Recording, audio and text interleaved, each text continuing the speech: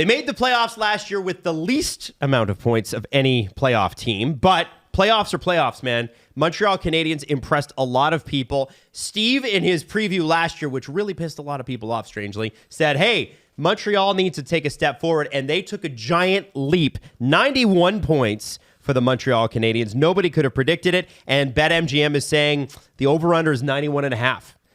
Wow. That surprises me. That's with a full season of Demidov, Noah Dobson added to it. Sure seems like they could do a lot more, right? Wait, it surprises you in which direction? Oh, I thought that would be a hot, the Montreal Canadiens stock is hot. I thought they'd be in the 95 and above range, honestly. Oh. People are high on them, especially Habs fans. Well, Right, the betting market's trying to be a little bit more realistic, right? yeah. No, I know that. That's why, my reaction is, damn it. Yeah. They got it. Sam Montembeault, who I keep thinking is a child, is 28 years old. He will probably be. He was part of the Four Nations roster, maybe an Olympian this year. Backed up by Capo Kakko. What do you think of that pairing? By the way, Capo Kakkonen. Sorry, Capo Kakkonen. Excuse me. Somehow you said another NHL player. Yes, and I just There's a forgot Capo Kakko and a Capo Kakkonen. I forgot the Nen part. Yes. $4.3 million combined for the two of them. That's pretty efficient cost-wise. Is it good enough? You might get what you pay for. In the regular... Montembeault's great. Montembeault's a very good goalie. That was sassy. You're a bit of a sassy Go boy look there, at Stevie. Go look at Capo Kakkonen's numbers. They're so good. Adam got his name wrong. It's you need wins from both your goalies to make it in a tough division, and Montreal's got one. Sure could use Jake Allen right now, I think. Sure could use ties Jake the Allen. room together. Well, and I would say Dobish is going to get a lot of those starts. Jesse, what do you think about the goaltending? Do you have any... Steve's Do you think you get what you pay for, or do you have a different take? got an interesting point about Capo Kakko, because 2 NHL games last season, 800 save percentage in both Is that of them. good? It's not somebody who's regularly in NHL games for an entire season last year. Is Dobish hurt? What am I missing? I think it's just that Capo Kakkonen's played more, but yeah, Dobish is. Yeah. If it's he was Montembeault amazing. Dobish, I have a much sunnier outlook. Dobish played 16 games last year, 909 save percentage. That is very, very good. Yeah, so I got no troubles if you got to rely on Dobish as your backup. Yeah, you're probably not going to get a whole lot of Kakkonen, but I got some the flashes out of Dobish when he was on that fucking heater with his shutout streak. It was unbelievable what he was doing. So the kid's got it in there somewhere, which is cool to know for a franchise that's has such young talent. But I trust Sam Montembeault. Goalies develop so late. It's hard to take what he did in the middle stages of his career and say that that's what he's going to be, and that he can't just be a solid guy who can play 60 games for you and get you in the playoffs. I don't think he's ever going to be Vasilevsky or Hellebuck or anything like that, but his floor seems to be league average goaltending. And if you're Montreal and you're paying only $3.1 million for Montembeault, that's kind of what you're expecting. And at 60 games started last year, that's one of the highest in the league. And with Montreal having listen, no disrespect to Dobish, but 16 games in the NHL, right? How? So if you only need to fill 22 other games, that makes the job a lot easier. Just to prove that no team or franchise is perfect, how did the Montreal Canadiens get Sam Montembeault? Anyone remember? I don't remember at all. They claimed him off waivers There you go. from the Florida Panthers. Wow. Whoops. Oh, that's a bummer. That was. I wish they put more guys. I think who were good on waivers. He doesn't cost them a lot. He's a good starter, can churn out 60 games. I think they have something decent. And if they want to upgrade, they can because they have the flexibility. Absolutely. Now, on defense, what an exciting, young, cool group. Noah Dobbs. Oh, sorry. In the goaltending part, do we talk about the Carey Price trade? Because I think that changes their entire outlook on the season. That's actually a very good point. Flexibility they got by the cap. making that move changes their franchise and how they've operated the last few years entirely. So you got it up on the screen there. They actually have cap space now. Yeah, which is something they have never had since they've had that Carey Price deal, since he's been on LTIR. They've never been able to accrue cap space. And now that they've moved out that deal, this changes how they can operate during the season. They can actually add pieces, which I think is a huge help for a team that might be chasing one of these playoff spots. And if I'm not not mistaken, do they have a first-round pick from the Florida Panthers? They have 2026 draft picks. Oh, they changed their pick thing in 2026. No, I don't see that. Oh, never mind. No. So I want to move to the defense here. As I was saying, really young and great. Noah Dobson, 25. Caden Gooley, 23. Matheson, 31. Carrier, who was a real turning point in their season last year, 28. Jaden Struble, 24. Arbor Jacki, 24. Lane Hudson, who needs a contract extension at the end of this year, he's 21. And here's the interesting part with Lane Hudson. He'll get one from Bill Gwavin. You just got Noah Dobson, right shot D. Lane Hudson can play either side, although he's a left shooter. Yeah.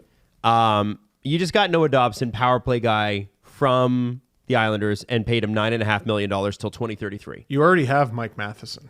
You have Mike Matheson as well. My question is, Lane Hudson Calder winner, who gets power play one?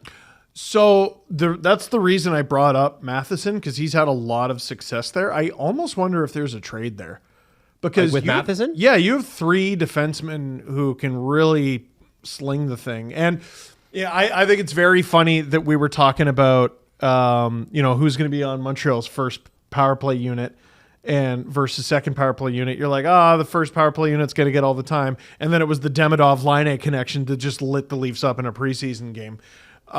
They're going to, I think, split that power play nice and even, which will get Dobson a home. It'll get Hudson a home. Well, there's still Matheson, who's a little lonely. And is he a different player at this point in his career, or do you look for someone with a different skill set?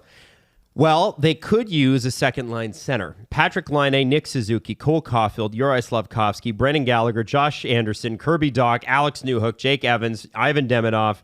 They've got... And Zach Bolduc, who's a great pickup from St. Really like that pickup for them. Yeah, I love that trade. The one thing they need is they need Kirby Dach to be the guy that they acquired from Chicago 3 years ago.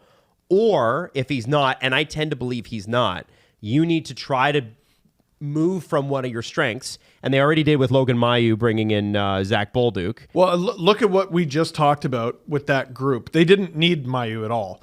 And they could use a guy like Bolduc. Well, I feel like that whenever I'm sure the Montreal Canadiens are going to be watching, because not a lot of teams are selling, and nobody is selling centers right now. Not even the Pittsburgh Penguins are selling centers. Somebody is going to fail early. Somebody's going to have a really bad first few months, and then come December, they're going to be like, all right, I don't think we got a good team here. We better start looking at, and you're going to start to see this team, X team's players show up on the CJ trade board. That's where Montreal needs to strike for me. Because that is the linchpin that holds this together. No disrespect to Jake Evans, but we know what he is. No disrespect to Alex Newhook, we know what he is. Kirby Dach remains an unknown, but that's 2 straight years of severe injuries. All 3 of those guys are fine. There's not a single second-line center in there. Proven second-line center among them. And you're playing between Laine and Demidov. What an opportunity. Like crazy. Maybe you don't need a proven second-line center to play between those 2 guys. But, you got Laine who can't play defense, and you got a rookie. It's that... Tavares would have been perfect for him. He would have been perfect. That missing puzzle piece right in the heart of their lineup is part of the reason why I really think they could be in for a topsy-turvy season, good and bad. Jesse, when you look at Patrick Laine specifically, he's in the 4th of 4 years, $8.7 million. Mm-hmm. He was very good to start last year. Obviously, he had that injury against the Leafs in preseason, came out, scored a bunch of goals, all power play, but by the end of the season was hurt again, was scratched in the playoffs. What kind of season are you expecting from him? Because Steve says topsy-turvy. That's been his career. Yeah, I don't know. I think Patrick Laine is going to throw up a bunch of goals this season. I look at the Montreal Canadiens, and I hope they don't get too Buffalo-y in terms of the young talent in their forward group, because if you look at that roster, there's only 2 guys penciled in right now who are above the age of 30. You got Gallagher and Anderson, who are probably going to be in the forward group, and those are the only guys who are above that age. So it's really young. It's really young, and there's a there's a chance with young guys that they don't know how to play in the league fully because they need the veterans to support them. So I hope Patrick Laine can be one of the veteran presences amongst the super young Demidov and Doc and Slivkovsky, who's still a child and 21 years old, even though it feels like he's been around forever. So I hope like he can at least provide some of that. I know how to play the NHL game, even though he's still only 27 years old, and put up a bunch of goals and put up a bunch of points for this forward group. Suzuki's a really underrated player in this league, and because of that second line and how badly you're going to need to shelter them, Suzuki's going to play some hard minutes. Yes, he is. He's going to play some really hard minutes. This team, like Adam, you mentioned the Pittsburgh Penguins. It's funny because this team is primed to take on Sidney Crosby or Gino aren't Malkin. they ever? Or like it's Raquel. Well, I would go. I want the big fish. Like You want a center. The big star center that's available anywhere in this league. Like the Montreal Canadiens have that spot just sitting there, plus the assets if they need to go get it via trade, and it's not a free agency signing this upcoming offseason. They have the assets to go get that guy, and they have players like Matheson that you could move off to create that uber cap space if they need to take on a giant contract. They're one of the few teams that could pay for Crosby. Yeah, so could pay the asset. I look at this team and I say they're gonna get somebody really big in January, February time, and it's gonna be transformative to the franchise. What does something like Matheson, Doc, picks and prospects get you? Crosby With Kyle Dubas, I think so. Crosby and Malcolm. Play one on the wing. Play one on the wing. well, Crosby, Carlson, Malkin, Letang. No, And Letang Marc-Andre will Fleury signs because There you go. he's a Ziggy Palffy. Yeah. No, he's a not a Quebecer. You joke, Radim Zahorna. If Marc-Andre Fleury plays in January, this is one of the top 3 destinations I would have on my list. Especially if Dobish and Kakinen struggle. Wouldn't he be perfect? It's right 100%. there. This is the team. Who did Alan cheer for growing up? Montreal Canadiens. Who did buddy. Marc-Andre Fleury cheer for? Who did Allen cheer for? No, Alan is number one. Allen does not. As agent is number one. All right. So, with all that said, there is a lot of hope around the Montreal Canadiens. But I'm going to go ahead and I'm going to say this. Okay? The Montreal Canadiens made the playoffs last year because New York and Boston didn't. That's the truth.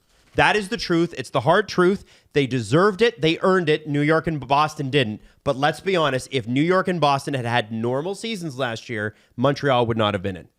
So, to me, this is another prove it year, and I will kick us off and say I have Montreal at 6 in the division. And that is not an insult, but it is what it is. Wow. I understand how you got there. Making it in the playoffs in the Atlantic is going to be a dogfight.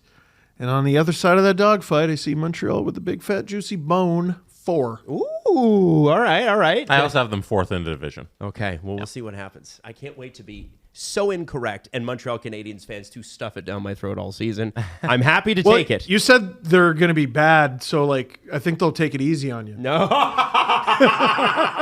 Yeah, they're known for that. Anyway, that's your Montreal Canadiens season preview.